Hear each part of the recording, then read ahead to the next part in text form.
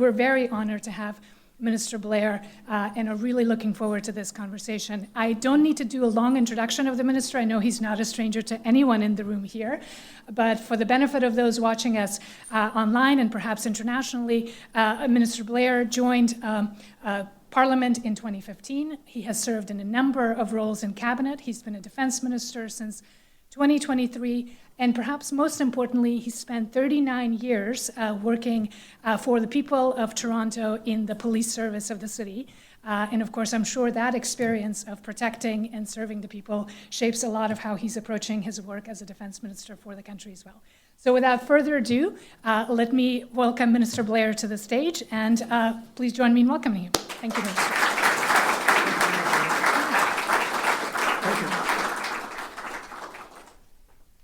Thank you very much, for that very kind introduction.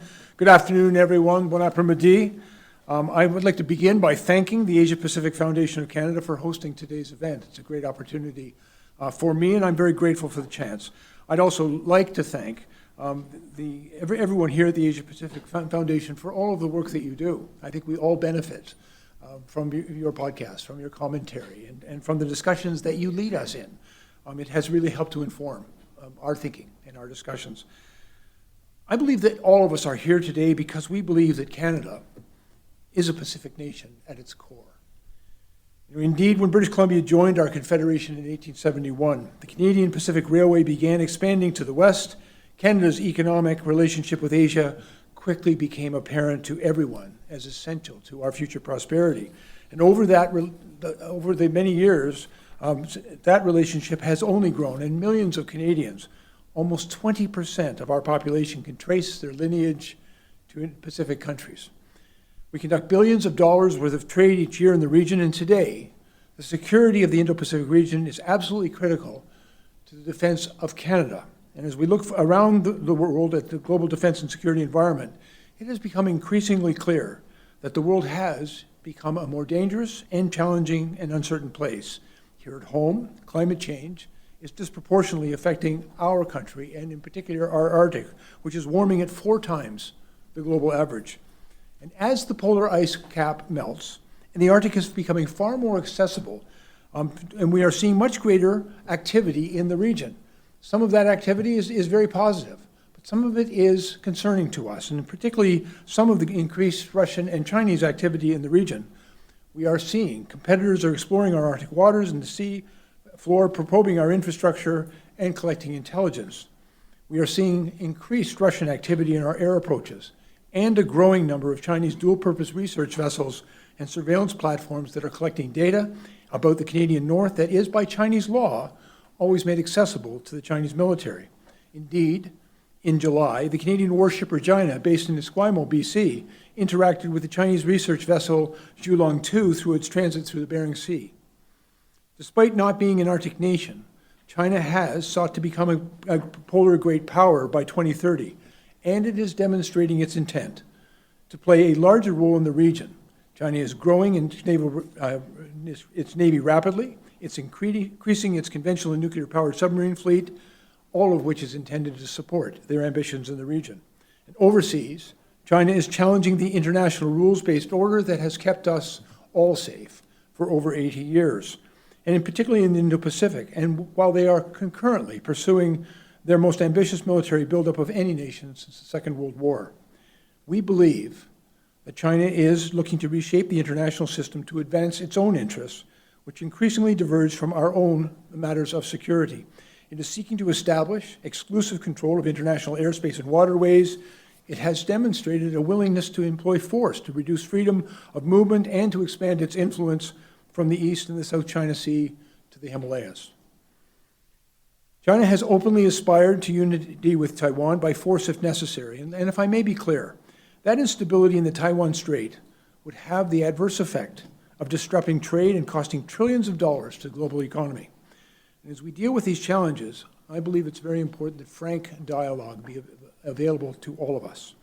In Singapore in June, as Nina shared with us, I held the first of what I hope will be future bilateral meetings between a Canadian and Chinese defense minister in over 11 years. I reiterated that we expect all states to to behave responsibly. I indicated and shared with my counterpart that Canada is concerned about recent Chinese military activity exercises around Taiwan and China's ongoing and growing financial support for Russia.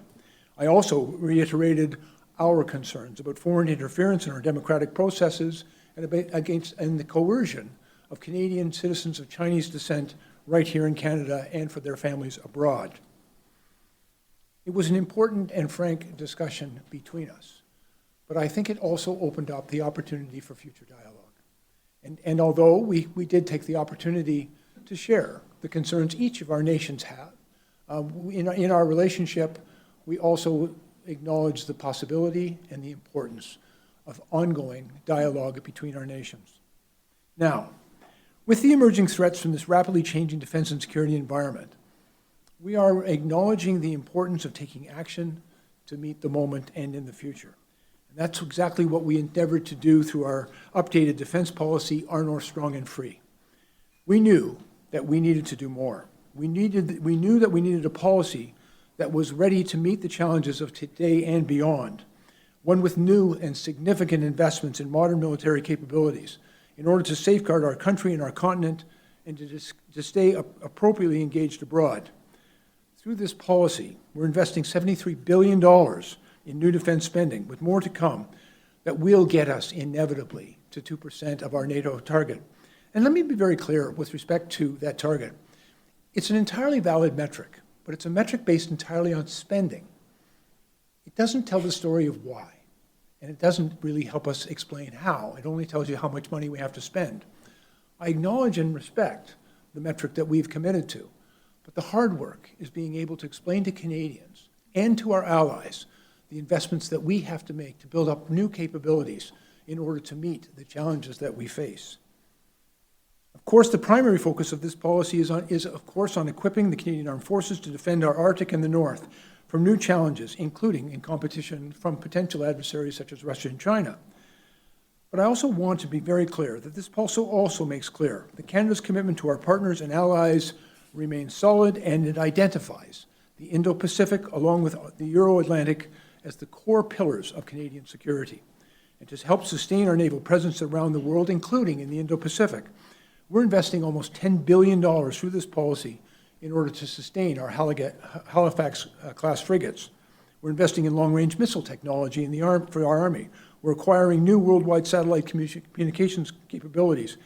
And we're making a number of other critical commitments that have clear implications for the Indo-Pacific.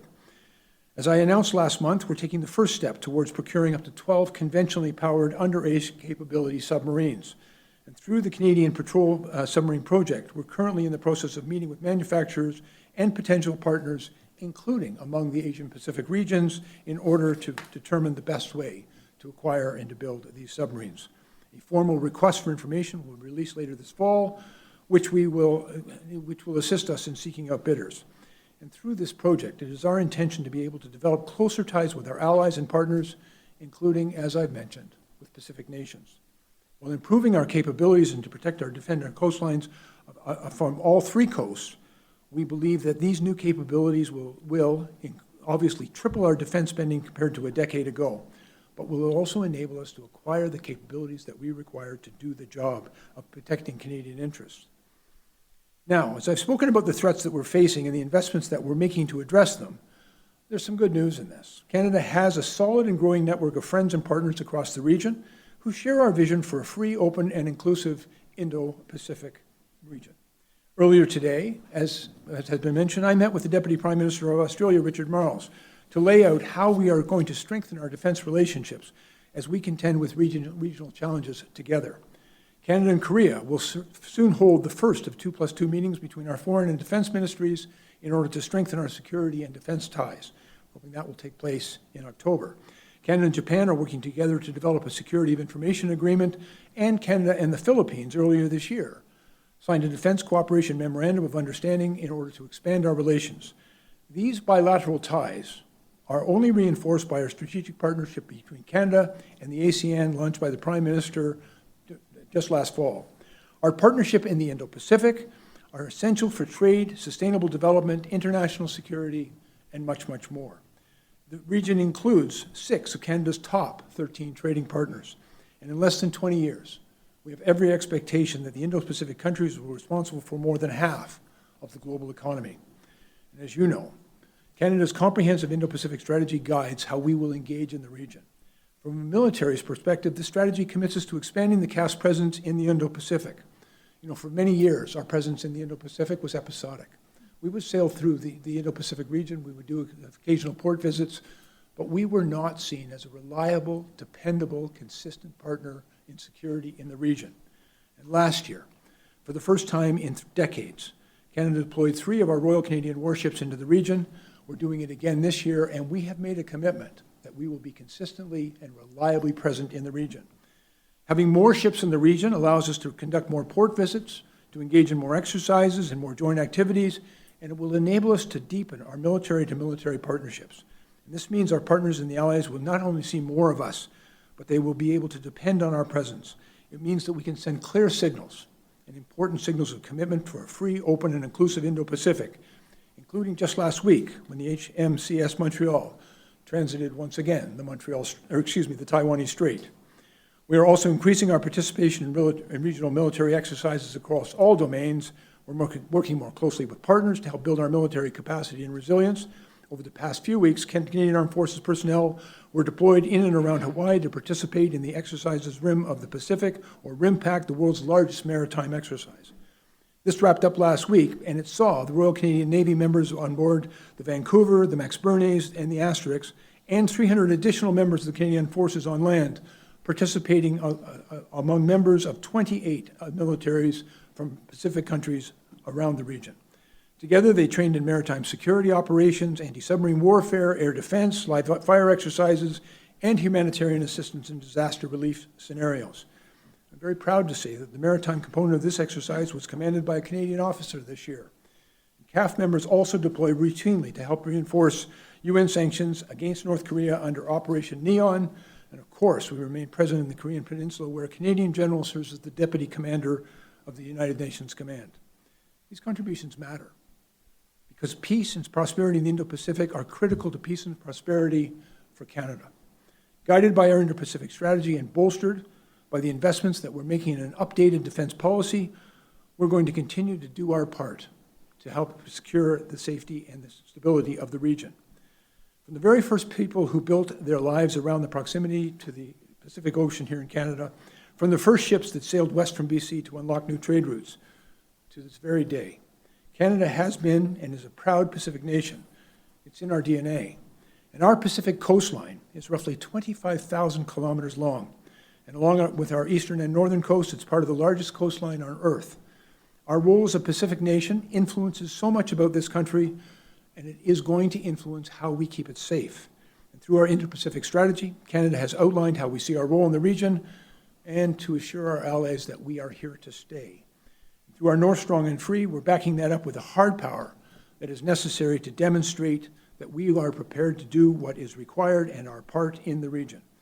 With the network of friends and partners that we have in the region, I am very confident that we can deter conflict, defend the rules that have kept us all safe for over 80 years, ensure a free and open and inclusive Indo-Pacific for the next generation and for many generations to come. I thank you all for your kind attention, and I'll be delighted to engage in conversation.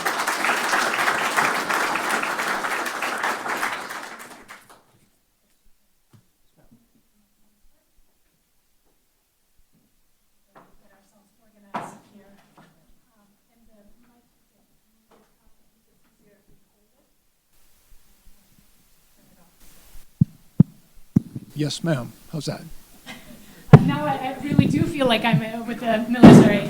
And in fact, Minister, you ended your remarks by mentioning RIMPAC, the largest maritime joint exercises. And I wanted to, on a personal note, mention that I had the privilege of participating as a civilian, thanks to the Department of National Defense and the public policy program that you have in working and engaging with the public. And it was really quite remarkable. So I have to say thank you for that program. And I think more Canadians need to see for themselves the good news story that RIMPAC in fact really is. I mean, you mentioned that the maritime component of those exercises were led by Commodore Moynihan.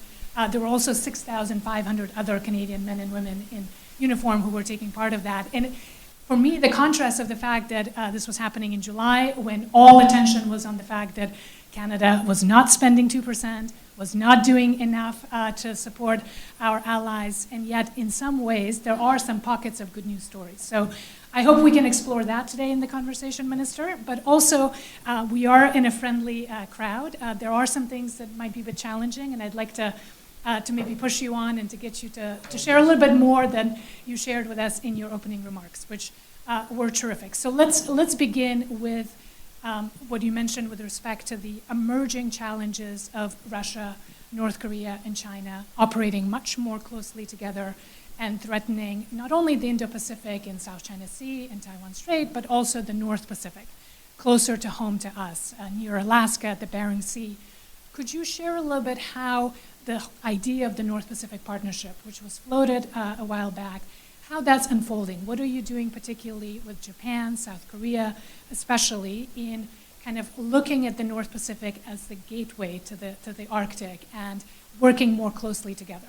I know folks are familiar with the things that we're doing with our NATO allies, especially now that Sweden and Finland have joined the Arctic. A number of announcements were made in July with respect to Finland, US and Canada working together, Norway, Germany, Canada working together. So what are the kinds of things that we're doing with the Pacific partners in that part of the Arctic? Well, thanks very much for the question. And those bilateral relationships are critically important, but there's a larger context for those relationships as well. As we see, and you mentioned, I recently entered into an agreement with the Germans and the Norwegians. We also have an agreement between ourselves and the Finns and the United States on another matter. We are engaging bilaterally, and I've already mentioned we are. That's trilaterally, sir. Yes, indeed. Indeed. Well, and that, but the point being that individual relationships, country to country, between ourselves and the Koreans, for example, and I'm going to have the opportunity for 2+2 coming up. We are entering into a direct agreement on information security and sharing with the Japanese. We've also had a number of discussions with the Philippines recently. But there is a larger, I think, multilateral context. And it is a discussion about how friends in the region can work more collaboratively together. And one of the things, I know we were both in Singapore. I found the experience in Singapore, the Shangri-La Dialogue, for me was transformative. It really did change my perspective very much. And I think from North America, and particularly with our orientation towards Europe and NATO, the orientation is always, it's kind of a bipolar type of conflict environment between Russia and China, or excuse me, between Russia and the United States. When I went into the Pacific region, and in the South Pacific in particular, and really listened to the perspective of the nations there, their perspective is very different, and it is really a multipolar environment in that they're trying to navigate through, and they're also very interested in avoiding conflict. I think the opportunity for us in these discussions, the work that we've done in RIMPAC and some of the other exercises most recently in the West Philippine Sea, I think the real opportunity for us there is to demonstrate to countries that would challenge that rules-based order. And sometimes we overuse the phrase, but it's basically, it is an agreement that instead of resorting to might and force and coercion, that to get what you want, that we would all rely on the rules and resort to the proper adjudication of those rules in how we engage with each other in territorial disputes, in international waterways, in flyovers, and many different aspects of that. I think when we demonstrate that we are prepared to have strong ties bilaterally, but also that we're friends who all mutually value those rules, and find a way to stand together, to work together, to stand up, not to confront the intent is not to provoke. The intent is to just show strength and resolve, that we're going to stand up for those rules. The freedom of navigation through international waterways, just as an example. When one nation transits through the Taiwan Strait, I think that makes a statement. But when many nations do it together, I think it makes a much stronger statement. No, I appreciate that, Minister, but I think what I was trying to get at is something that we are hearing quite a bit of, and I'm sure you also heard it in the region, that because in the Indo-Pacific we don't have a NATO, right? We don't have a collective defense structure. What is emerging instead is sort of a lattice work, that's a terminology used of these informal networks, minilaterals, if you will, the Quad, AUKUS, those are some really various trilaterals that are emerging. And while we're very active in the Atlantic and a founding member of NATO, we don't seem to be, as Canadians, present in any of these emerging minilateral networks. We do a lot of work bilaterally, as you mentioned, and you highlighted a number of those relationships. But the question, and so in the beginnings of those, we saw this joint exercise that we just did with Philippines, Australia, and US literally now.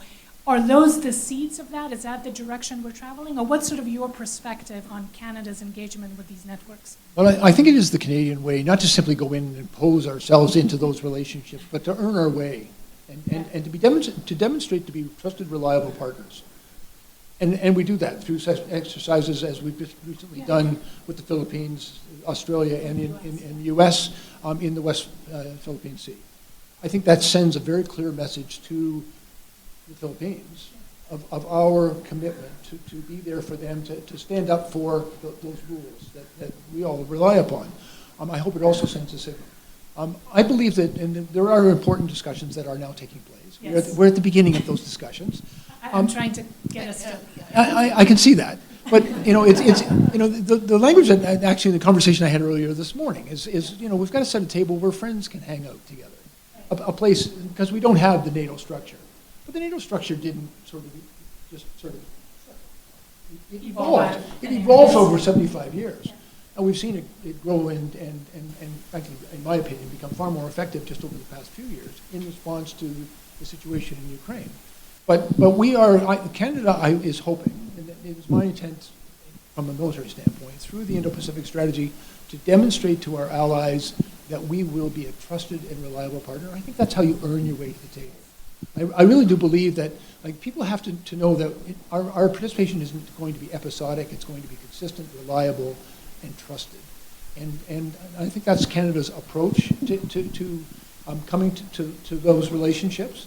We want to demonstrate that we are committed. We have something to contribute. And we have something significant to contribute. And I know there's been discussions about we're going to have to increase our capability. And Yes. from the day I got this job, I started talking about Canada needed to do more. You're anticipating my questions in terms of capabilities, resources, Well, 2%. But we need to do more, and we're going to do more. And I think there's sometimes a reluctance in a political job to acknowledge what needs to be done. But we've really tried to do that. For me, a big part of that was with our latest defense policy update. I think what we really needed to do is tell Canadians our story. We had to tell them why we were going to do what needed to be done in the Indo-Pacific, in the Arctic, and for global peace and security. But we also had to tell them about the investments that we had to make, the important work in our people, and in the platforms that we need to do the job. I think it's been pretty effective, and I've been really pleased with the way in which Canadians have responded to that. They want us to do more. Yeah, And there's a lot of support for us to recent do public opinion surveys are really interesting in that respect, in terms of that we now have seen a doubling of Canadians who believe we need to invest much more in peace and security and diplomacy. Really quite unprecedented changes. But can I also tell you, one of the, I think it's the police chief in me. I don't like to scare people. I never wanted to go to the people in my city and say, you need to spend more on police because otherwise, there'd be crime and you're not safe. I always thought fear was our greatest enemy. It really is. It's the greatest threat to public safety, but I also think it's a threat to our society. And so I didn't want to be threatening and fearful to Canadians. I just wanted to be frank with them. I wanted to tell them, this is the situation we're dealing with. We're not preparing for conflict. We're preparing to avoid conflict. And that's really the Canadian story here on how we can contribute to peace and security throughout the world. I think we've got a good story to tell, but clearly we have to do more. And I've been very grateful for the support we've received from Canadians across all spectrums of society for the investments that we have to make in that capability for Canada. Minister, I know we don't want to scare anyone, but we do need to talk about the reality of the complex situation that we're facing. And perhaps if we can kind of get to the question of China. You mentioned China, and you very clearly articulated the changes that we're seeing, the unprecedented military buildup, the threats to South China Sea, West Philippine Sea, the things that we're seeing with respect to Taiwan, of course. In the defense policy update, there's again very clear language on the challenges and the threats emanating from China. Less so on what are we going to do about it or how are we going to engage. In fact, in the DPU, there's a sentence that I'll quote to you, which says that our relationship with China will be managed purposefully. And I'd love to maybe get you to unpack that a little bit, building on what you mentioned with respect to your first meeting with your counterpart in Shangri-La. What is purposeful in this sense? And what are we hoping to achieve through this dialogue, through the channel that you've opened up with your counterpart? What is the actual behavior that we're trying to change? What kind of deterrence we're seeking to achieve? Perhaps I can give you a couple of examples. One of the things that we discussed in my conversation with my counterpart from the PRC was we have been transiting a number of times. Canadian warships have transited through the Taiwanese Strait. I fully expect that there will be interceptions. The Chinese will come out with their planes and their ships and intercept us. My discussion with them is I acknowledge that of course they're going to do that. We would do the same if they came through our Sure. We have done, in fact. and when we they did. have done that. My expectation is that it is done respectfully, professionally, safely, that it is not overly provocative, that it be done in a proportional and calibrated way. I think part of that is achieved through dialogue. And I had some very interesting discussions. As I say, I had areas of concern, and I raised them with my counterpart. He had some areas of concern that he shared with me. It was, frankly. What were his areas of concern, if I could ask? Well, one of the things that they're very concerned about is our adherence to our own one China policy, and for them, a bit of a red line was discussion around Taiwan. I reemphasized our foreign policy commitment to one China policy, but I also said that what we did not find acceptable was the military provocation that took place immediately after their election, and it was very much our sincere hope to maintain peace and stability in the region. And part of that was the standing up for the rules-based order with respect to the transit of international waterways. And so we were standing up for those principles.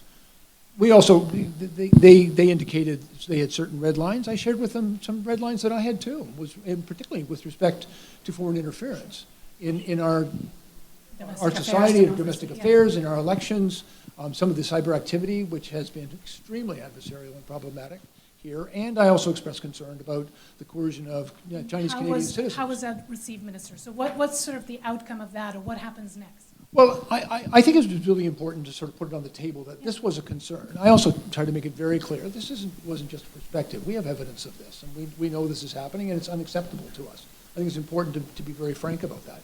But it did give us an opportunity to lead into subsequent conversations. And it was interesting, and in bilaterals, we tend to sit down, and it's quite formal, and we all have our list of things that we're going to go over. And then later on, and it was actually done through the intervention of the Singapore officials, and they set up a dinner that night. It was being hosted. I don't know if you were attendance. It was hosted I wasn't VIP enough, sir. But well, there you go. Well, we would disagree on that point, but I actually ended up sitting at the table with the president of Singapore, but sitting next to my Chinese counterpart, and we had this about a 45-minute bilateral discussion, which was a little pointed at times. But it led into an opportunity to have about a 2-hour discussion over dinner on a whole bunch of other things. And we talked about it. It was interesting. Once we sort of got away from the politics of our discussion, got into some very practical things that we could do. And because I think we both have a strong interest in avoiding future conflict. I would also acknowledge, even through our Indo-Pacific strategy, Canada needs China. Really, we do. Canada needs China. And well, economically, but it's a significant economic and global power, and we need to have a relationship that works between our two countries. And that does not mean that we are not concerned about certain activities and the risks that they represent, but I think we need to find ways to resolve them in as peaceful a way as possible. Yeah. So, Minister, if I could kind of push a little bit on that. With respect to Taiwan, you mentioned that is a red line, that there's a lot of concern on the part of China, even when the questions come up or when we sail through the Taiwan Strait. If there were to be contingencies, some kind of, let's say, blockade or an invasion or any other kind of escalation from just the gray zone tactics to something much more kinetic, what will Canada do to support Taiwan? What is our plan, or what is the thinking? What's the language that we're communicating with our partners and allies? And I will just say, and you'll forgive me for this, but that's all right. I'm a little reluctant to engage in a hypothetical situation on this thing, and frankly, that is a discussion. Should that happen, That's something that our foreign affairs people, the Prime Minister, myself, I'd be at the table. We would have discussions about what we may do in relation to such circumstances. But I think the more important work that has to take place right now is to find every which way to deconflict that situation and to make it very clear that Canada's strong belief is that we want to maintain peace and stability in the region. And when there is areas of disagreement, for example, between the PRC and Taiwan, we would hope that that would be resolved in a peaceful way through dialogue and negotiation rather than through kinetic conflict, as you've mentioned. And I think standing up for that principle is where we're at right now. Right. No, and I appreciate that, and I think there's a lot of desire to de-escalate, but that usually takes two. And I guess one other thing that allies are doing, in addition to de-escalating and bringing down tensions, potentially through dialogue, is to shore up resilience, right? To be able to develop strength internally, in the case of Taiwan, to build resilience, same with, obviously, Philippines, with all the partnerships. So is there something, I know you highlighted the 2+2s that are coming up, you've highlighted our partnership with Philippines. Maybe you can give us a little bit more examples of concrete things that we're doing to shore up resilience among partners. I think there's some really important discussions taking place between ourselves and a number of Indo-Pacific partners on how we can work more collaboratively together, how we can demonstrate that relationship, that partnership, and the trust that is necessary to do that. And I think Canada is stepping up, but we had a lot of work, we had a lot of ground to make up. I think for a long time, we were not a significant presence there, and just saying saying that that's your intent, it needs to be more than said, it needs to be demonstrated. Yeah. And you got to put your money where your mouth is, and you got to put your people there too. And so we're stepping up into that, and frankly, I believe very strongly, we earn our way to those tables. What are some of the programs, Minister, that you are excited about that have come out? So I know we often hear about the dark vessel detection program in Philippines that your colleagues in other departments are leading. We get often the remark about the 3 frigates that are now deployed in the region through the Operation Horizon. Are there other things that are less known that you could share?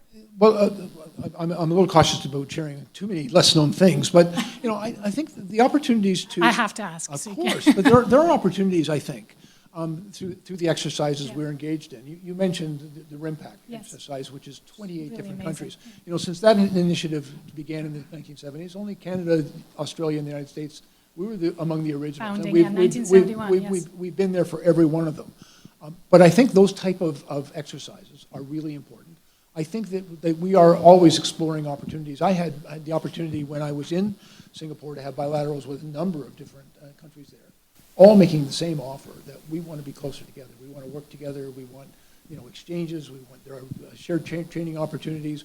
We also see that there are opportunities even within our industrial complexes to work more collaboratively together. It's a conversation we're having very much with the Japanese and the Koreans right now, but I think there are others involved in that discussion. I think just opening up other areas of collaboration and entering into an agreement so that information, particularly of a sensitive and secure nature, can be safely shared. Right. One of the great strengths, and Canada has always benefited this, is we're a member of the Five Eyes partners. It's a relationship between the United States, United Kingdom, Australia, and New Zealand, and Canada. It's a relationship that is based entirely on trust. It's a relationship that we all rely upon for our national security and information and intelligence sharing, but it's also part of the defense relationship. It's one of the discussions I was having with Deputy Prime Minister Marles this morning, because we can never take that for granted. We need to continue to reinvest in that and to demonstrate our commitment to it. But I think that there are opportunities for us to bring others to the table. Notably Japan, South Korea, right, and potentially others as well. And I think there's strength in unity. Yeah. And we don't all have to be sort of allies in the same way that we define it, for example, under Article 5 in the NATO agreements. But there are ways that we can demonstrate that we are collaborative, that we're cooperating with each other, that we are friends, that we trust each other. And I say, Canada's working hard to earn its way to those tables. No, I think I appreciate that, and I think, Minister, clearly your time in Shangri-La, you were quite impressed by that people want us to show that we are going to be reliable, that we're not going to be episodic partners. I think it's really helpful to hear that. Before I push you too much further to areas you don't want to share, let me actually open up the floor and get some questions from the audience. And Yeah, wonderful. I see hands already, so I'll take three. There in the middle, Micah. We'll have floating mics, so please wait for the mic to come to you so that folks online can hear you as well. Here in the middle, Tanya. Yep. Hi, Minister. Can you hear me? I'm Megha Bari. I'm a journalist with Al Jazeera Digital. As you've seen the recent events unfolding in Bangladesh, I was wondering if you had any thoughts on how that would impact the region, not just Bangladesh, India, China, but also just the broader region. Yeah, I will tell you that I have been paying a great deal of attention to what was taking place in Bangladesh. Almost 20% of the people that live in the riding that I represent in Scarborough are Bangladeshi. And as you can imagine, they were very concerned with the violence that was taking place in the demonstrations. I've actually reached out to the Prime Minister and the Foreign Affairs Minister to make sure that, Canada took a strong and supported position of the restoration of the democratic rule of law in Bangladesh, and I think there needs to be an accountability for some of the violence that has taken place. It's a very important relationship, and at the same time, I've been encouraged by some of the progress that has been made. I know when President Hasima left the country, there seems to be very strong movement towards the restoration of an interim government that I hope will have the confidence of the Bangladeshi people and help restore a situation of peace and the rule of law in that country. Are you concerned this could be an opportunity for China to exploit the situation? Well, we haven't seen. Frankly, there are opportunities for a number of different, and I'm going to try to be careful here too. I articulated in my remarks, and I am very concerned with some of the activities that China has been engaged in. But at the same time, let's all be evidence-based. And I have not seen evidence of anybody attempting to exploit this very difficult and somewhat tragic situation in Bangladesh. I think all of the countries of the region and the world need to make sure that we're there for Bangladesh as they recover from the most recent tumult. And we'll obviously all keep an eye on each other, but at the same time, I think our focus should be on the people of Bangladesh and the restoration of democracy in that country, and peace and the rule of law. So that's frankly where Canada's focus is at the moment.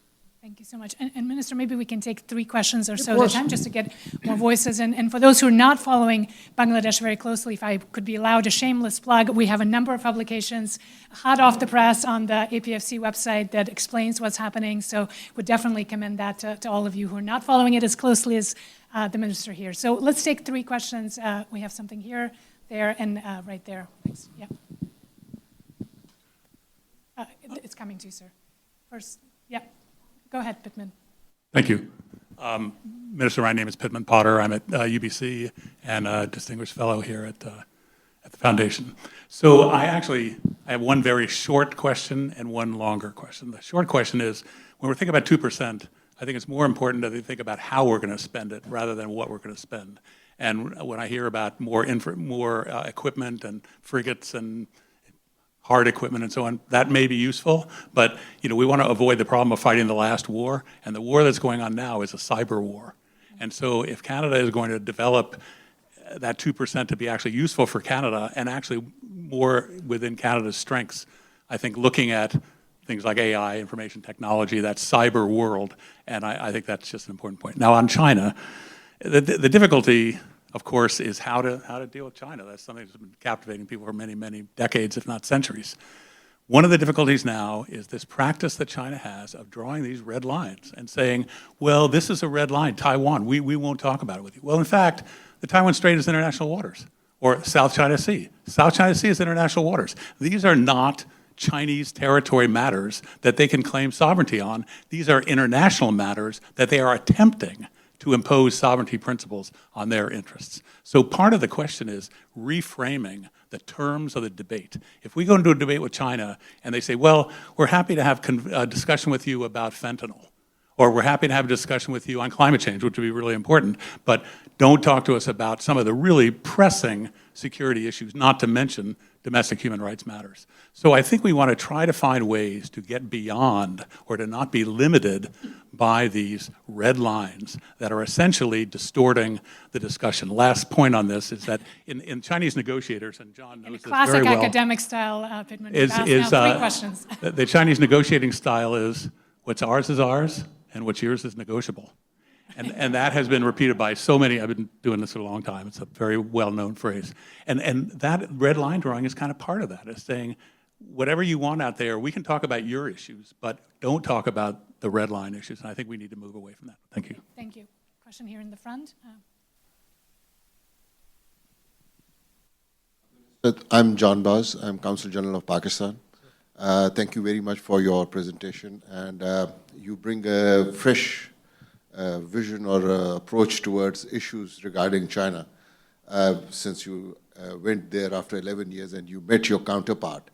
I've heard a lot about red lines, and I've heard about area of concerns and rules-based orders. Being part of Pakistan, we have been exposed to conflict over the last 40, 50 years, Soviet Union, NATO, and etc. We know the price when diplomacy fails. It's horrendous. I've heard a lot about the Western perspective of the red lines or the concerns or the issues which with the West has or the rest of the world. There are very few things which are said about the Chinese concerns or the Chinese red lines apart from Taiwan, which again, if you follow the rules of rules-based order, it falls under the UN perspective of one China policy. My question is, since you have a very fresh perspective on this thing, you went there, you met your counterparts, you met the Chinese ministers as well. What are the Chinese red lines apart from Taiwan? What are those red lines? What are those concerns? And can't we find a middle way between the concerns which the West has or the Chinese have? Isn't it a middle path? Negotiations, dialogue is always the solution. That's my humble opinion on that. But what I want to know is basically what, in your perspective, when you met your Chinese counterpart, were there concerns, apart from one China policy, and what were their red lines, in plural, I mean, not just one? Thank you. Thank you very much. And we'll take a final question from a NATO fellow, young leader. Hi, my name is Amy Topshe, and I'm here with the NATO Field School. Thank you so much for being with us today. You've mentioned a number of very exciting policy updates and announcements, including the Indo-Pacific policy and our North Strong and Free, and of course the commitment to get to up to 12 submarines. You've also discussed the importance of being a reliable and consistent partner. Given that we're a democracy, no government can guarantee its longevity. What steps are you taking and the government taking to ensure that the policy updates you've described and these commitments you've described will endure and outlast any potential changes in government? Terrific question. Thank you so much. Maybe we'll begin with that one. Yeah, I get asked that question a lot because, like, we live in Western society on an election cycle. Every 4 years, we go through elections. I don't think there's any way, by the way, to take any particular government policy or even legislation and immunize it from any future change. So I think the conversation should be more than political. I think the conversation needs to be with Canadians. I think it needs to be based on Canadians' understanding of what's right, about what where Canada's place and role in the world is, and that what we should do. And any government worth its salt should be paying attention to what Canadians feel and believe. And so for me, it's a conversation. The defense policy update is not a political document for me. It was a conversation with Canadians. And I've tried very hard. I'm kind of used to this in my previous life. You talk directly to the people you work for. And when we're spending other people's money, we should always do it very carefully. And you should be able to demonstrate there's a real return on the investment you're asking them to make, because they've got a lot of pressures on them. And so it really is a dialogue with Canadians. And that gives me some confidence that if Canadians believe that these investments are the right thing to do, and that the path that Canada is on, and it's not just the path of a particular government or ideology, it really is Canada's path, then I think Canadians will ask of any future government that we stand up for the things that we believe in and that we invest in the things that we do. Now, like as we've gone through this, I will acknowledge to you to a number of different governments of different political stripes. Over the past 30 years, we've grossly underinvested in the Canadian defense. Part of it is because there was not a lot of political support for spending on defense. And so we've made a very sincere effort to have a different conversation with Canadians about not just how much we had to spend, which is what 2% is about, but why. and on what? And by the way, to your point, I'll just go back to it, you're absolutely correct. Like, not much point in getting ready to fight the last conflict, because the next one, as we've seen with drones, with AI, with hypersonic missiles, with new technologies, and with a changing environment, technically and from a climate standpoint, the rules are just changing constantly. The ground is shifting beneath our feet. So we've got to be agile and adaptive. One of the things that I want to try to avoid is the boom and bust cycle of defense spending. Because every 40 years, we go and throw a whole bunch of money in, and we all get ready to fight, and then 20 years later, everything's starting to wear out or not fit for purpose, and we're scrambling. And that's not the way to do this. So what we tried to articulate, you'll also notice when I put out the defense policy, I also said it needs to be updated every 4 years. Because you can't turn to that every 10 or 15 or 20 years and say, now what should we do? Like, the world's changing too fast, and we've got to be adaptive. Together with a national security strategy. Well, and I also put that on the table because, like, they're related. I really believe defense policy is simply an extension of foreign policy, and that's back to your issue around, like, the importance of dialogue. I think you have to be able to engage in dialogue from a position of strength, and that's why you have to be capable to stand behind your words. But at the same time, conflict is a failure of diplomacy. And so I think our intent, my intent, somebody asked me once, am I preparing to win the next World War? I said, no, I'm preparing to prevent it. I want to avoid conflict. And I think the best way to avoid conflict is be prepared to stand up and defend yourself. Because those, and as we've seen, for example, in Russia and Ukraine, those who believe that might is right and that you can simply, because you're stronger and bigger than somebody else, you can just take what you want, that can't stand. And that would lead to inevitable conflict. Can I take a prerogative and just ask a follow-up to that? I think what you're saying, Minister, makes perfect sense, that we need to reinvest because we have for long neglected defense spending, and as a result, we have ships that are too old, planes that are too old, and now it will take 20 years to build new ones, to buy new ones, to bring them on board. So in order to achieve that, given that we live in a consequential decade, right? I don't have to quote all of the various men and women in uniform that have said this is a decisive decade. What can we do? How do we put ourselves on a footing that's not kind of business as usual, but something much more urgent, that we deal with the procurement issues, the regulatory issues, that we mobilize our defense industrial base? Because Russia and China are operating on a different level, right? Like, they're putting out ships once a month. And we, because of our systems as democracies, take years to do that. So what are we actually doing to catch that urgency? Well, the Deputy Prime Minister is here with me today. The Deputy Minister. The Deputy Minister, excuse me, the Deputy Minister and I, we're working. You look a little bit like Chrystia Freeland, but not quite. Only a little. But I'm working on that. But we're working on procurement reform. Yes. You know, one of the things that happens in government, every time something goes wrong, we add 3 more layers of process to make sure it doesn't happen again. And as a consequence, we've got so many damn layers of process that we can't move forward or back. Yeah. What we have discovered with advancing technologies, with the changing environment, the threat environment we're dealing with, the autocratic and totalitarian ability of certain countries to just ramp up and go into war production. And Yes, we're seeing that in Russia right now. we're seeing it in Russia right now, and we also see it in places like North Korea and even in China facilitating that. And so Western societies, you know, because we have, you know, it's a free market and because our industries will only respond to Market pressures. market pressures, we've got to build a different relationship there. And so I think that's really important. We also have to, like, these 20-year procurements. I think I've entered into a 20-year procurement to replace our surface combatant ships. Exactly. But I also recognize that 5 or 6 years from now, we may say that's not what we need anymore, and we may have to be able to pivot on it. It's one of the reasons I've said the defense policy update, along with the national security policy, have to be updated every 4 years, because we've just got to keep up with the changing times. And frankly, the surface combatants, our Halifax fleet, we built those in response to our experience in the Second World War. And That's not where we're at today. Yeah. They're 30 years old, right? And No, they're 40 years old. Right. And I'm going to have to keep them floating for another 10, and it's getting awfully expensive. But at the same 10 billion, time, I believe, right? but we're trying to learn from that experience and realize we're just going to have to become more agile, more adaptive. We're going to have to go quicker on a lot of things. And sometimes I think the way to do that is through better collaboration with our allies. And some of them have a much different relationship with their military-industrial complexes than Canada does.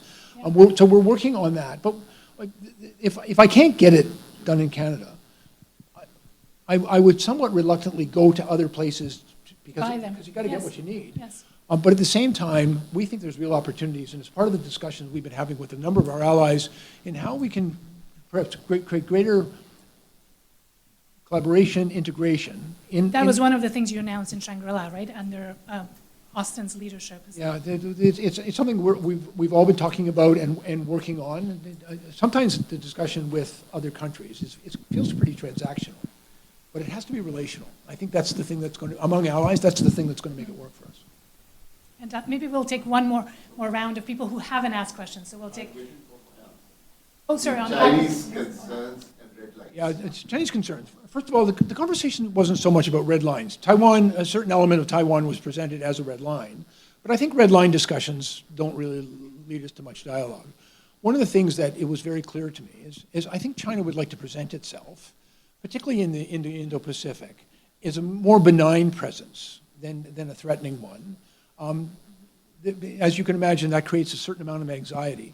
But part of their outreach to me was, I think there's a sincere desire there to change the dialogue. And it has been highly conflicted. I think it was important that we put our concerns on the table. You just have to acknowledge it. These are the things that are really bothering us, and these are the things that are acknowledging you, and we have conversations about that. But then you've got to take that opportunity to go beyond that and say, okay, then how do we resolve these things? I think there are certain principles I'm not prepared to compromise on. And for example, the rules around international transit of international waterways. But at the same time, I think having a good understanding from their perspective and ours, and even dialogue among our allies, and this idea, and actually the Australians were discussing with me this morning, how do we set a table where friends can meet in the Indo-Pacific? And where we can have discussions about, our mutual concerns and ways in which we can support each other. Some of that's done through this lattice The mini-laterals, of the mini-laterals. And that's, it was new for me. But it appeared under the circumstances and from the perspective of the people I was talking to as completely legitimate approach. Yeah. Like, I understand exactly why sense. it makes sense for them. And at the same time, I'm also thinking about, okay, what role can Canada play supportive of that lattice of networks that is being established? Because I always believe that Canada does have a place there, but in order to take that place, we have to be a trusted and reliable partner in the region. Minister, I know we have other people who want to ask questions, but I'm also conscious of your time, and I want to be respectful to your team who are beginning to shift in their body language, and I know that your time is coming to an end. I'm so but this glad you're watching because I wasn't. No, and this is also a sign, Minister, that there's a lot of appetite, including here in Vancouver, which is the gateway to the Pacific, to have these discussions with you. You mentioned the importance of engaging directly with the Canadians, to not scare anyone, but to rather really make it clear that the moment that we're living in is very different, challenging, consequential, where Canada needs to step up its game to be that reliable partner that can deliver. So I think there's quite a bit of appetite. We at the Foundation certainly would love to have you back to come and maybe engage in another round of these conversations. And because as you see, there is a community here that really is interested in this kind of public dialogue with you.